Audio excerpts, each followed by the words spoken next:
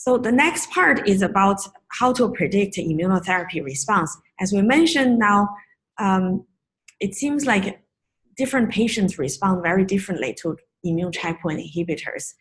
And so currently, I would say the billion-dollar question is, what are the biomarkers for immunotherapy response, right? Because even in melanoma, the response rate for PD-1 plus CTLA-4 is about 60%. In lung cancer, it's probably about 20 to 30%. And interestingly, because in clinical trials in history, all new drugs in that particular clinical trial, the response rate is usually a little higher than when it really used in the regular day-to-day, or not day-to-day, like in the real clinic, because the hospitals or the doctors who are really in charge of those major, like a new drug discovery, they are in like Harvard, and Johns Hopkins, they're in the really top hospital with really high standard of care, and the doctors are very, very experienced. They really select the patient carefully. Once the FDA approval, you go to the regular hospital, those hospitals or doctors may not be as experienced. So if we're seeing lung cancer as like 30% response, I think in the real clinic, it might be even lower than this. And so the question is, what are the known good biomarkers that can really predict immunotherapy response? You can imagine some of these markers being important. The first is a T cell level, or especially CD8 T cell level, right? So you're asking, in that tumor, do you still see a lot of guards, whether or not they are drunk, right? If there are no guards there, then it's kind of hopeless. But if there are guards in there, that's more hopeful. So that's kind of useful. The other one is T cell diversity. That's probably related to the blood, like a blood T cell diversity, as we mentioned. But this can be confounded by age. So in general, if the patient is older, they will have fewer type of T cells. And so if you have a tumor with mutation, maybe the T cell that should recognize the mutation is already dead. Like when this patient is only 40 years old, and now this patient is 80 years old without the correct T cells, then they can't really recognize the mutation in the tumors, right? Within the tumor, sometimes if you have lower diversity, it might be better. In the blood, higher diversity means the patient is healthy, and immune function probably still okay. But within the tumor, sometimes you want a little bit more clonal T cells, because it means that this T cell is really recognizing something bad in the tumor, and it's really starting to do clonal expansion. That's an indication that your guards has recognized the bad guy, whether or not it's able to kill it, right? So clonal expansion and is good. So in the tumor, maybe T cell diversity low is better. At least it has been reported. The next one is PD-L1 level.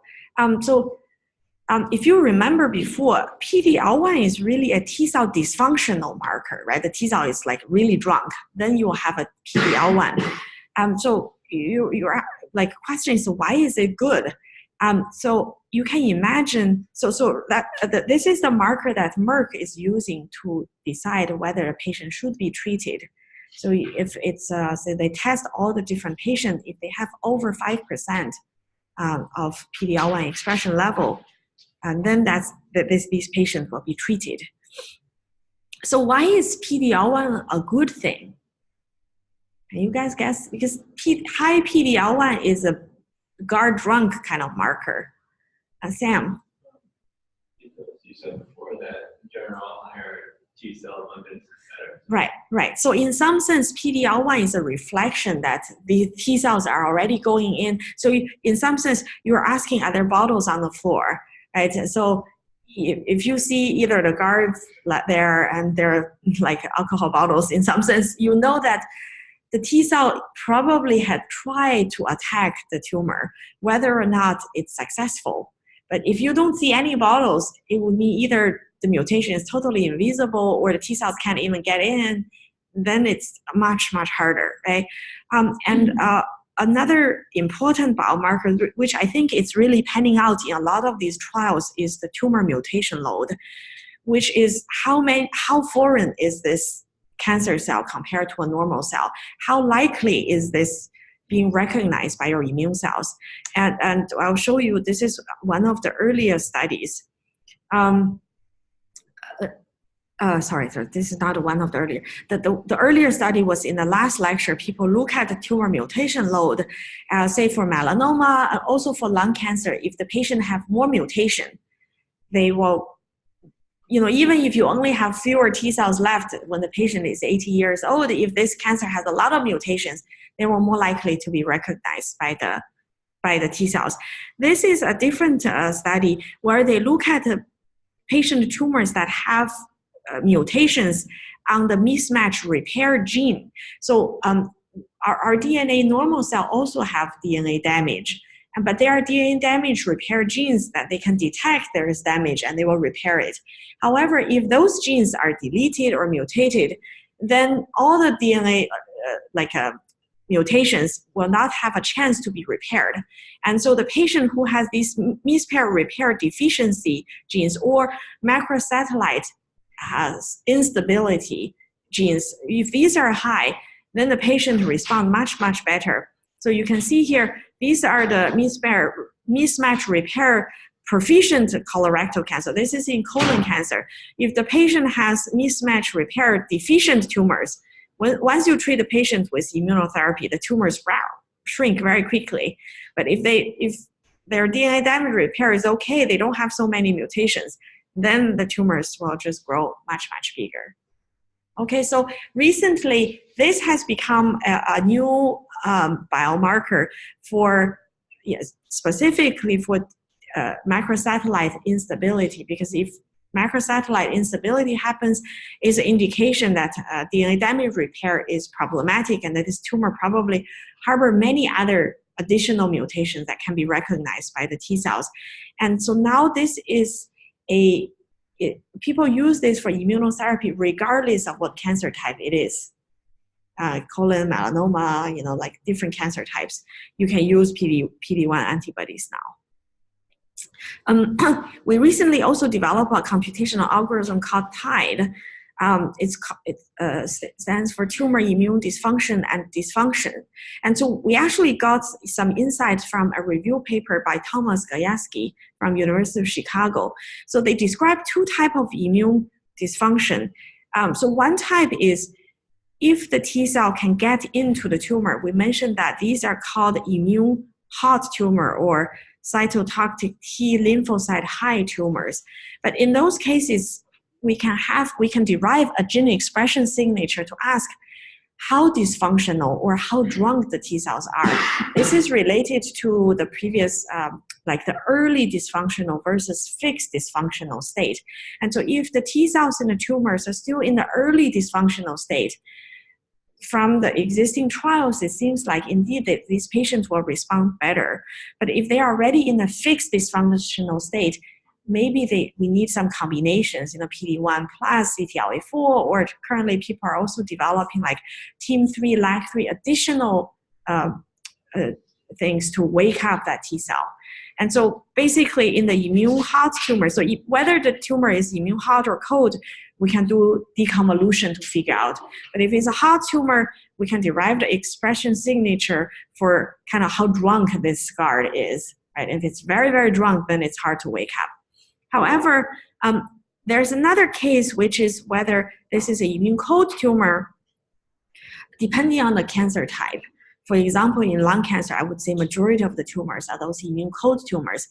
And one thing we found was kind of interesting. When it's cold, it depends. Some of them were just, no guards there. But other ones, we can see that not only there are cold tumors, there are M2 macrophage, cancer-associated fibroblasts, and myeloid-derived suppressor cells. Each of them, there are gene expression signatures. You can just derive those signatures from public, like a gene expression NCBI. When we derive those signatures, we can see that in general, when those cells are high in the tumor, the T cells can't infiltrate the tumor. So you can imagine the T cell is trying to go into the tumor, but there are like door blocked. They can't go in. And so what we found was that even those cold tumors, if they don't have those door blockers there, when you treat the patient with immunotherapy, they might still respond. And so those patients actually might have a low PD-L1 level. They have low T cell, they have low PD-L1, but if they don't have those suppressive cell types that block the door, then the T cells can still come in. And so, those patients basically who can really respond well to the current PD-1 or PD-L1 are those that, are those patients who have CD8 T cells, but they are not too drunk, or if they don't have CD8 T cells in the tumor, at least they don't have the other suppressive cell types blocking the door, so they can come in. And so, we can derive this. And so we are recently also developing this web server. So recently you can see, first of all, there is a trial studies published all the time. People are showing, different trials of patient treated with immunotherapy, and some of them have genomic data, have transcriptome data. Also, there are papers published all the time to say, oh, there's a new biomarker, this biomarker work, but they only look at 1 to 2 trials to say, okay, look, it works very well. So we want to develop this biomarker by looking at all the trials and look at as many of the biomarkers we can kind of get the code for. So it has 3 different functions. The first function is to prioritize the regulator. So for example, if you do a genomic experiment, very often you would have a few hundred genes, right? For an experimental biologist, they just need to follow 1 gene to publish a paper, or pharmaceutical companies, they just need to have enough resources to develop drug against 1 gene, right? So which one of those are going to be important? So, we have this way to figure out, you can input all the genes that are some hits, and you can ask, are these genes really high in terms of inducing T cell dysfunction? So the red means it's very high in T cell dysfunction. And also we ask, are these genes highly expressed, do they, if it's red in this case, they're actually bad for the patient response to current immunotherapy, but if it's blue, then it's actually better. And then these are a lot of CRISPR screens. We'll talk about CRISPR screen later in this lecture. You can ask, in the CRISPR screens, is this gene showing a strong selection, either positive selection or negative selection? And this is asking, if this gene like very high in the cancer-associated fibroblast, myeloid-derived suppressor cells or M2 macrophage, these are the door blockers from T-cell infiltration. And so you can look for those genes that really show, kind of the correct trend across different studies to decide whether this is the gene you want to follow for your study. The second one is for biomarker evaluation. And so here, for example, if it's really for translational scientists, if they're interested in, say, they say, okay, I have a new biomarker. For this biomarker, I'm interested in these number of genes, or they can give a weight to the different genes. And so that's the kind of the custom biomarker in here. And you can use all the immunotherapy that we have genomic data on to see, how well this biomarker work on all the publicly available trials, and also how does this biomarker compare to the other published biomarkers in terms of immunotherapy response prediction. And the third one is really for response prediction. This is really for doctors, right?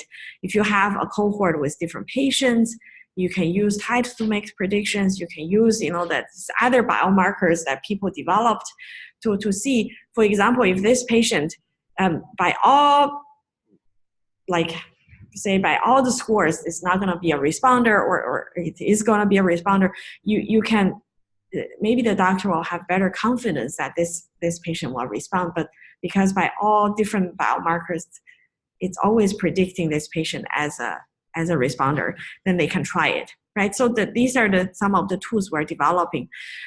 But so in general, these are some of the kind of computational genomic challenges in cancer immunology and immunotherapy. As we mentioned, you can see a lot of this is related to what we have learned. Because this area is so hot now, it's, people are seeing remarkable responses in immunotherapy. Therefore, all the new genomic technique, people are looking into in some sense, the technology and the scientists are all chasing after this area now. And so I think in the next 5 to 10 years, we'll learn about immunology a lot better than 50 years ago. Okay, so so far this is what we see in like traditionally, yeah. If you have a metastatic tumor, I think sometimes chemotherapy does cure patients, but this is a review paper. It's not a real clinical trial, but for a lot of late stage tumors, chemotherapy may not work, and eventually the patient would die. Initially, when targeted therapy was developed, it was very, very exciting because in 3 weeks you can see the tumor is totally gone. The patient is very healthy. Whoever the patient with that mutation, so you have a very high response rate. However, that only seemed to just delay the patient progression, tumor progression, within say 2 months or sometimes 3 years. Eventually, the tumor will grow back, and interestingly, they grow back at the exact same location, suggesting that in the original tumor, there were probably just a few cells that were already resistant, and your drug is just killing 99.9% of the sensitive cells. And there was just a little bit of cancer cell, and eventually they will grow back. And so you can delay this process even though you have a better response percentage. With immune checkpoint therapy, it's fewer percentage of patients responding, but then some of those lucky people, it's like a jackpot, right? They won the lottery. They can just really be completely cured. You basically boost the patient immune system and they will be totally cured.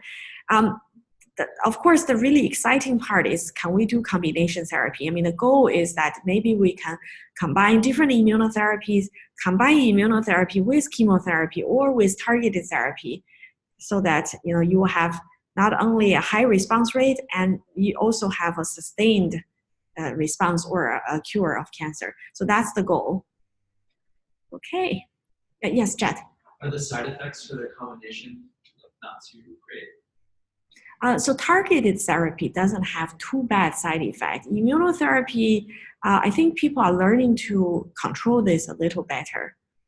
So, I mean, it seems because targeted therapy and immunotherapy work on very complementary approaches, so I think there is a hope that this combination could work better. Yeah.